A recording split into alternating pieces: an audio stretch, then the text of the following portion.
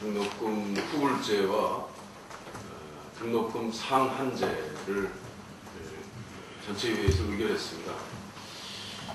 아시다시피 우리나라 대학생 85%가 대학에 가는 그런 이제 보편적인 고등교육 사정이 있어서 이제 보편적 교육복지로서의 고등교육 지원 이것이 너무 당연한 것이 돼 있었고 국가가 당연한 이제 책무로 해야 될 그런 상황인데도 불구하고 아직 하지 못했습니다. 이번에 그런 보편적 복지로서의 취업 후 상한제도는 그런 면에서 긍정적인 취지는 있다고 봅니다. 그러나 저희 민주당에서 볼 때 과연 이번 취업 후 상한제도가 몇 년 동안이나 과연 이게 존속이 될까 할 정도의 의문이 많습니다. 우려가 많고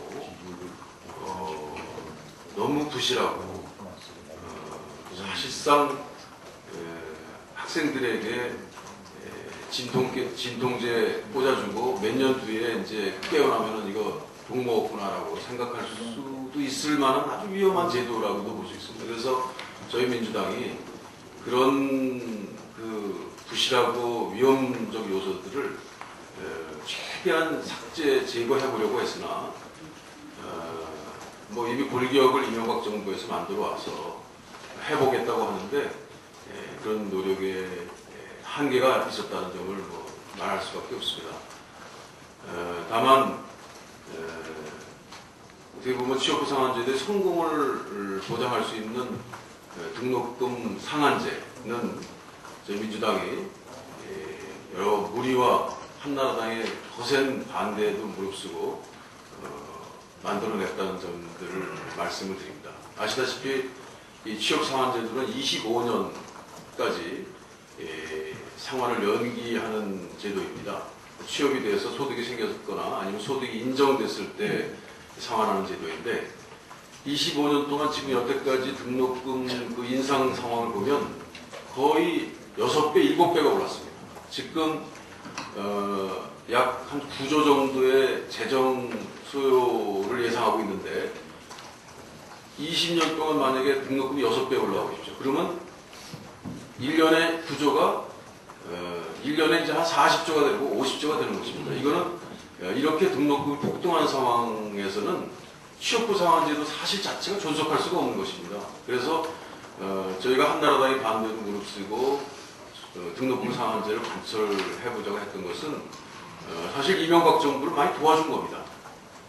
이 취업 후 상한제도를 성공시키기 위한 큰 견인차를 만들어준 것이라고 생각합니다. 그런데도 끝까지 우리 야당 의원을 등록금 상한제도를 도입한 것에 대해서 반대하고 어쩔 수 없이 정치적 타협이었다 이런 비난을 끝까지 했다는 점들을 말씀드리면서 등록금 상한제는 이번에 금액 상한제를 도입했습니다. 그래서 평균 가계소득이나 또 지금까지 우리의 등록금 의존율이 너무 높습니다. OECD 평균 보면 25%밖에 안 되는데 25%도 낮은 것은 아닙니다만 25%인데 OECD 보면 터키, 그리스 이런 나라도 있는 그런 여러 국가의 평균을 한 것이 25%인데 우리는 75%입니다. 그러니까 대학의 교육비를 거의 대부분이 등록비로 해왔다는 거죠. 그러다 보니까 등록금을 올리지 않을 수 없었고 또 한편으로는 교육부는 다른 교육 예산을 쓰다 보니까 이 고등교육에는 예산을 거의 주지 않고 올해도 거의 4,500억 정도가 깎였습니다. 보정되는 것도 아니고 깎였습니다. 이러니 글로벌 스탠다드에 맞지 않고 고등교육을 육성하고자 하는 정부의 의지 자체가 보이지 않기 때문에 할 수 없이 대학이 등록금을 올렸던 그런 정부의 책임도 있는 것인데 이번 등록금 상한제를 도입함으로써 중요한 축인 OECD 평균 1.1% GDP 1.2%의 고등교육 예산을 확보하는 걸 명시하는 데는 저희도 실패했습니다.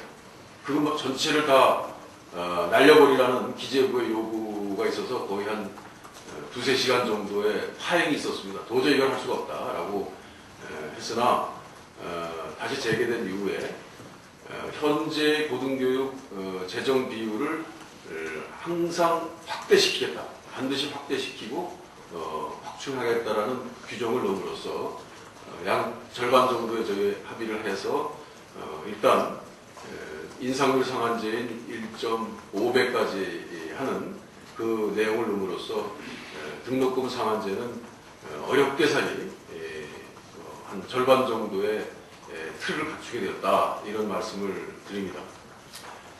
덧붙여 말씀드리면 지금 현재 어려운 경제 사정을 감안해서 각 대학들이 등록금 동결을 하고 있습니다. 그런데 이 법이 물가 상승률의 1.5%까지 올릴 수 있다는 것을 규정함으로써 오히려 1.5배까지를 올리는 것을 허용하는 법이 아니냐, 이런 의심을 할 수도 있게 되어 있습니다. 그래서 저희는 지금 이 어려운 사정을 감안해서 물가 상승률 이내로 그걸 한정하자라고 항변했습니다만 그것이 받아들이지 않았습니다. 그래서 1.5배로 하되 다만 앞으로 2년 동안은 등록금을 동결하자는 것을 부대 의견에 넣자는 말씀을 우리 김진표 의원님도 하시고 저도 강력하게 했습니다만 결국 그것도 받아들이지 않았습니다.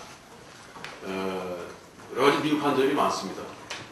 그러나 등록금 금액 상한제를 담당하는 대학의 심사위원회, 등록금 심사위원회를 학생이 참여하도록 해서 사실상 등록금이 동결될 것이다라는 예감을 갖게 합니다. 아무리 1.5배까지 상승하게끔 허용했지만 법은 매년 심사를 통해서 등록금 의존율을 획기적으로 낮춰나가라는 이 정책적인 방향을 이 법에다 제시했기 때문에 그것을 참작한다면 앞으로 이제는 등록금은 사실상 동결되는 것이다, 이렇게 보면 되겠습니다. 그래서 등록금 4배, 5배씩 오른 등록금 때문에 아이도 못 낳고 정말 자식 2명 가지고 있는 부모의 경우에 고민이, 시름이 워낙 컸던 우리 과거의 그런 나쁜 사정을 저희 민주당이 좀 불안을 해소시켜 드릴 수 있었다는 그런 좀 반가운 소식을 전해드리면서